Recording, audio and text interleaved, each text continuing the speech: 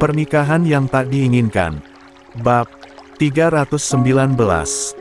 Nak, alhamdulillah Azza sudah sadar. Dia nyari kamu tadi, tapi kata ibu kamu pergi sebentar. Hati-hati, ya di jalan. Gak usah cemas, di sini ada ibu dan papa. Seketika senyum lebar merekah di wajah Din. Seperti ada cahaya yang menyala dalam dadanya, menghanguskan cemas dan penantian yang selama ini membekap. Alhamdulillah, ya Allah. Gumamnya lirih, nyaris seperti doa yang meluncur tanpa sadar. Din menoleh ke arah sopir di sampingnya, Pak Galang, pria setengah baya dengan raut penuh kehati-hatian. Tangannya menggenggam erat kemudi, sementara matanya terus waspada memindai jalanan gelap yang menanjak dan berliku. Pak, cepat, ya. Istriku sudah sadar, ucap Din penuh semangat, suaranya tak bisa menyembunyikan getar haru. Senyum kecil tersungging di wajahnya, seperti anak kecil yang tahu mainan kesayangannya telah kembali dari perbaikan. Pak Galang menoleh sejenak, lalu mengangguk pelan. Insya Allah, Pak Din. Tapi kita tetap hati-hati, ya. Jalan Cikidang ini rawan. Banyak tikungan buta, apalagi jam segini. Din mengangguk, tetapi hanya sekilas, lebih sebagai formalitas dari seorang penumpang yang sudah tak sabar sampai rumah. Matanya kembali menunduk menatap ponsel. Notifikasi pesan dari sang ibu masih terbuka. Tangannya bersiap mengetik balasan, namun layar tiba-tiba berubah, no signal. Din menatapnya lekat-lekat. Sekali, dua kali dia mencoba refresh. Tak ada perubahan. Helanya berat, sekaligus kesal. Kenapa jaringan mendadak hilang sih? Pak Galang, yang sedari tadi fokus menyetir, menjawab tanpa menoleh. Di sini memang suka susah, Pak. Banyak blank spot. Bukit kiri kanan, jarang rumah, tower sinyal pun jauh. Din memijat pelipisnya. Tak lama, dengan gerakan spontan, dia membuka kancing kerah bajunya satu persatu. Bukan karena gerah, tetapi karena tekanan yang mendadak menyulut urat emosinya. Dia menarik napas dalam-dalam, menatap keluar jendela, namun yang terlihat hanya kelam. Hutan di kiri kanan membungkus pandangan, dan kabut tipis mulai menyergap dari lembah. Tak cukup sampai di situ, dia pun melepas jam tangan yang melingkar di pergelangan kirinya, jam pemberian asarin. Jam itu diletakkannya begitu saja di atas dashboard, seolah semua yang melekat padanya terasa mengganggu. Ini bukan lagi kurang sinyal, Pak. Ini mah hilang, gerutunya pelan, penuh ketidaksabaran. Pak Galang hanya tertawa kecil, terdengar ringan tetapi menahan. Maklum, Pak. Ini bukan jalur utama. Kalau malam begini, jangankan sinyal, lampu jalan pun kadang cuma 1-2. Din menggeleng, frustasi. Tiap detik sekarang penting, Pak Galang. Aku harus kasih kabar ke Asa. Dia 22. Pasti nunggu. Perlahan nada suaranya meredup. Sesuatu dalam dirinya mulai digerogoti ketakutan yang belum berbentuk, sebuah firasat yang samar, tetapi cukup untuk membuat napasnya terasa lebih berat. Sementara itu, di luar, cuaca mulai berubah. Kabut kian menebal. Jalanan mulai menurun dan menikung tajam.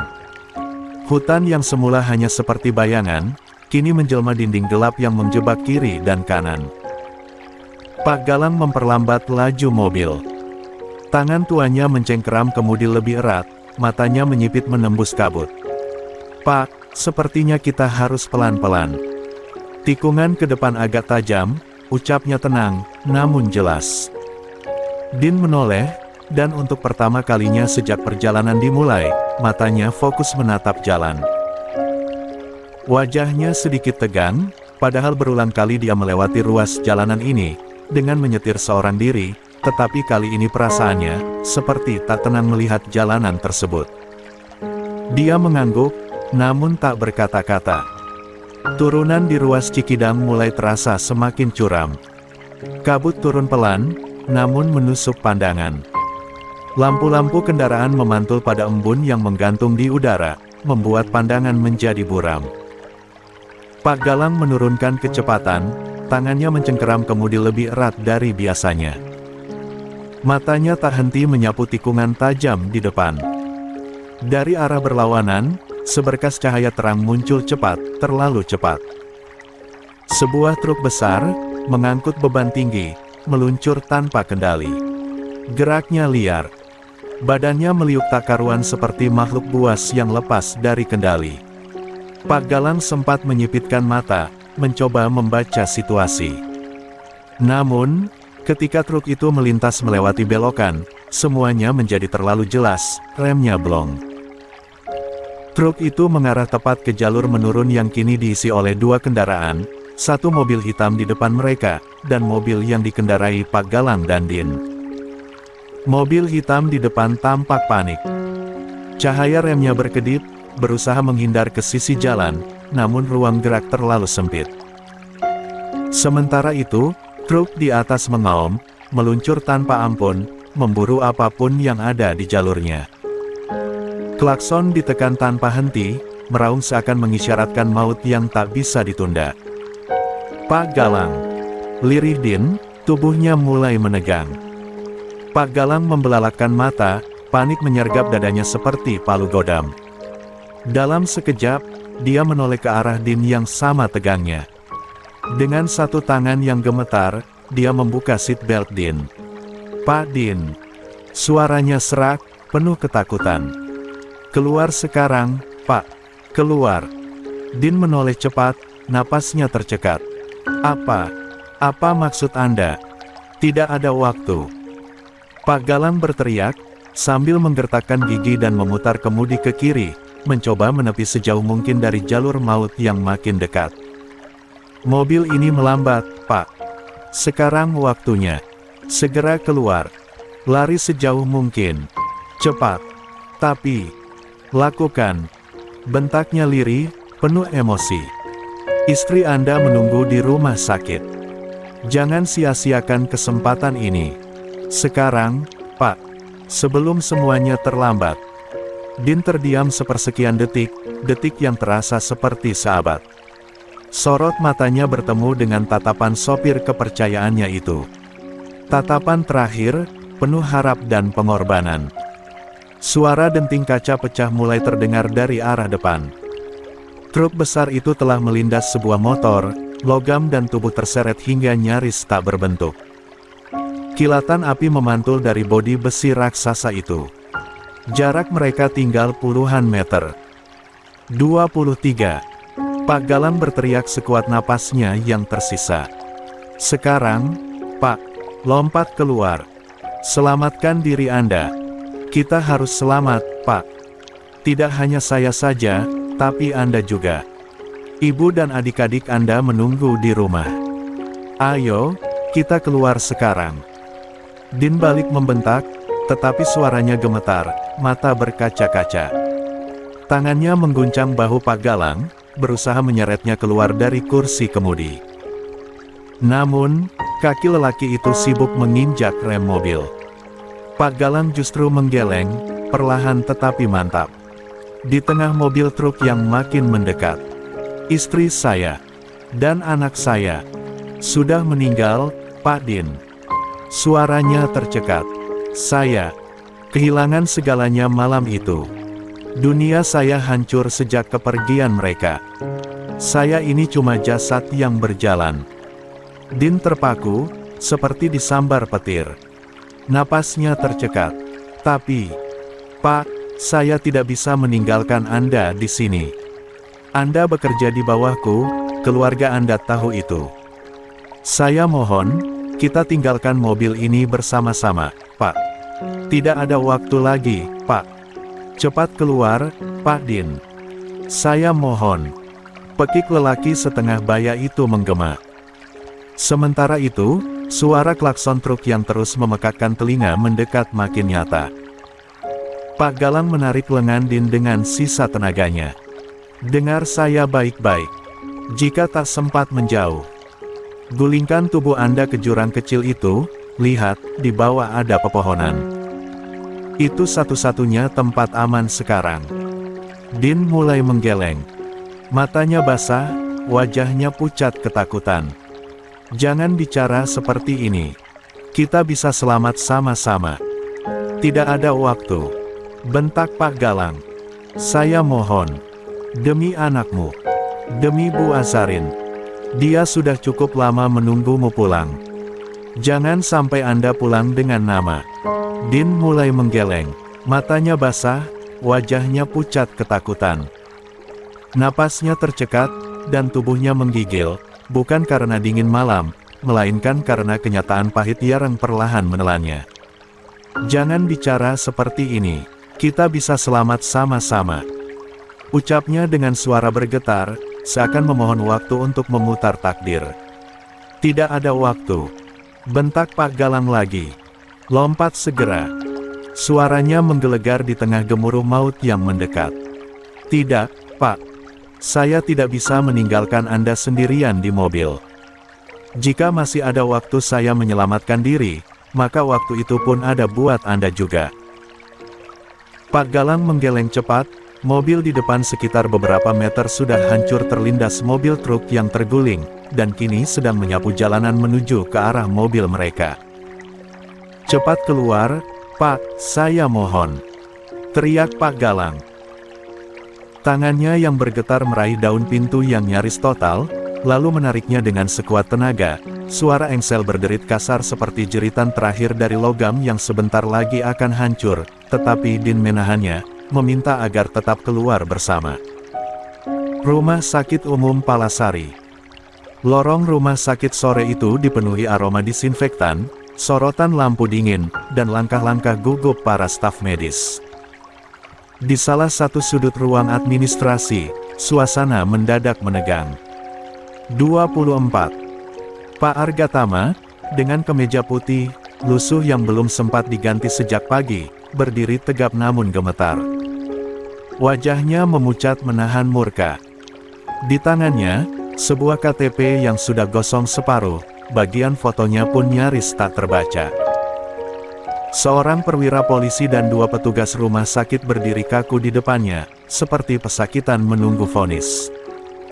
Siapa yang memberi izin kalian mengumumkan ini ke media? Suaranya rendah, tapi bergetar, seperti bara yang menunggu ledakan. Kalian tak hanya memainkan nama anak saya, kalian memainkan nyawa orang lain. Salah satu aparat mencoba menjelaskan, suaranya gugup. Kami hanya mengikuti prosedur, Pak. Identifikasi awal ditemukan dari dokumen ini. Warga sudah menunggu konfirmasi korban. Pak Argatama mengangkat tangan, menghentikan. Konfirmasi. Tanyanya lirih namun tajam. Kalian pikir ini hanya soal nama di daftar jenazah? Kalian pikir saya keberatan karena kalian menuliskan Din Argatama di berita sore ini? Dia maju selangkah, menatap lurus ke mata petugas yang bicara. Bukan itu. Bukan hanya itu. Suaranya mulai meninggi, tetapi tetap tak kehilangan wibawa. Istri dari anak saya sedang terbaring di ICU, Pak. Dia mengandung cucu saya. Keadaannya belum stabil. Apa kalian tahu apa yang terjadi kalau dia melihat berita ini? Kalau dia tahu suaminya diumumkan meninggal tanpa ada proses verifikasi menyeluruh. Pak Argatama menepuk keras berkas data yang ada di meja.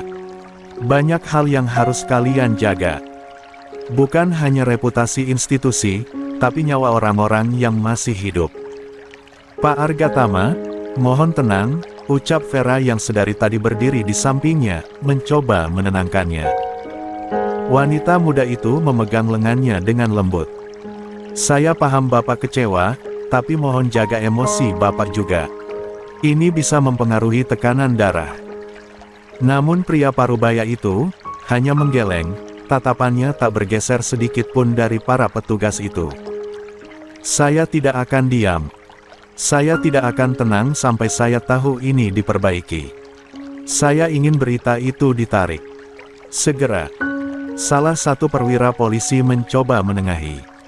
Kami mohon maaf, Pak. Ini kelalaian. Tidak seharusnya diumumkan sebelum proses identifikasi selesai. Kelalaian. Suara Pak Argatama meninggi, matanya merah, tapi bukan hanya karena amarah. Ada luka di sana, luka kehilangan yang belum sempat diratapi. Kelalaian kalian bisa menghancurkan jiwa seseorang. Sekarang kalian cuma bilang, maaf. Anak saya mungkin belum mati, tapi istri dan anaknya bisa ikut mati karena berita ini. Semua terdiam. Udara seakan menahan napas. Setelah beberapa detik, Pak Argatama menunduk, menarik napas dalam, lalu mendekat ke meja. Suaranya melemah, namun justru makin menusuk. Jangan ulangi ini lagi. Jika memang harus menyampaikan kabar duka, pastikan duka itu nyata, bukan sekadar dugaan yang kalian lempar ke publik seperti pengumuman lelang. Apalagi hanya dengan bukti seperti ini. Hasil forensik belum sepenuhnya keluar, lalu dia menatap mereka satu persatu. Kalian berurusan dengan manusia, bukan data. Vera meremas lengan Pak Argatama dengan pelan, seperti seorang anak yang ingin meredakan amarah ayahnya. Suaranya lembut, tapi tegas saat membisikkan, "Ayo, Pak. Kita tunggu di kamar jenazah saja. Di sana masih proses identifikasi. Kita bisa sambil hubungi orang yang berjaga di tempat Mbak Asa." Pak Argatama tak langsung menjawab. Napasnya masih tersengal, dadanya naik turun menahan emosi yang belum tuntas. Namun, akhirnya, dia mengangguk perlahan. Sorot matanya sendu, penuh gurat kekhawatiran dan duka yang tertahan. Dia seperti pria yang baru saja kehilangan pegangan hidup, dan sedang menolak untuk jatuh terlalu dalam sebelum semuanya jelas. 25. Tunangan Vera, serta Vera sendiri segera membantu Pak Argatama duduk di kursi besi panjang yang dingin, di lorong seberang kamar jenazah. Tak ada suara selain derap sepatu para petugas medis dan aroma disinfektan yang makin menyengat. Waktu berjalan pelan, seperti menghormati kesedihan yang menguasai tempat itu. Vera cepat-cepat melangkah menuju kantin, kakinya nyaris berlari. Tak sampai 5 menit, dia sudah kembali. Napasnya sedikit tersengal, tangan kirinya menggenggam air mineral yang masih dingin. "Ini, Pak," ucapnya pelan sambil menyodorkan botol itu. Namun Pak Argatama hanya memandangi botol itu beberapa detik, sebelum akhirnya berkata dengan suara serak. "Hubungi Davian sekarang juga. Jangan sampai Aza lihat berita apapun hari ini. Termasuk Alina. Jangan biarkan anak itu bingung, begitu juga dengan istriku." 99. Vera menahan napas, lalu mengangguk tegas. "Baik, Pak. Saya segera hubungi." Dia mundur beberapa langkah, lalu menarik ponsel dari tasnya. Tangannya sedikit gemetar saat menekan nama kontak Davian. Suara nada sambung berdengung di telinganya, seiring langkah-langkah cepat para perawat yang melintas di lorong. Panggilan tersambung. "Halo, Davi," ucap Vera segera. "Vera, ada apa? Aku bisa terlalu lama." Suara Davian terdengar di seberang, tergesa-gesa, bahkan napasnya tak beraturan, seperti baru saja berlari. Vera menarik napas cepat, suaranya nyaris berbisik. "Tolong pastikan Mbak Asa gak buka media sosial atau nonton TV, apapun itu. Juga jangan biarkan Alina mendengar dari siapapun soal berita kecelakaan. Dan pastikan Bu Mahira tetap tenang." Davian terdiam sejenak. Dari seberang telepon, hanya napasnya yang terdengar. Berat, tak beraturan. Lalu, dengan suara yang mulai bergetar, dia bertanya lirih. "Apa? Bang Din benar-benar telah meninggal?" Vera tak langsung menjawab. Jemarinya menengepal di sisi paha, rahangnya mengeras. "Kamu sudah lihat beritanya, Dav?" Tanyanya perlahan. "Sudah. Baru saja aku melihat. Dan sekarang aku sedang menuju kamar Mbak Asa." Jawab Davian di sela helaan napas yang berat, seperti menahan badai di dada. Alea berulah. Dia ingin menyampaikan berita kematian Bang Din pada Mbak Asa. Makanya aku harus ke kamarnya sekarang. Sontak saja, wajah Ferane ngeras. Giginya mengertak, tangan kirinya mengepal seperti hendak meremukkan sesuatu yang tak terlihat.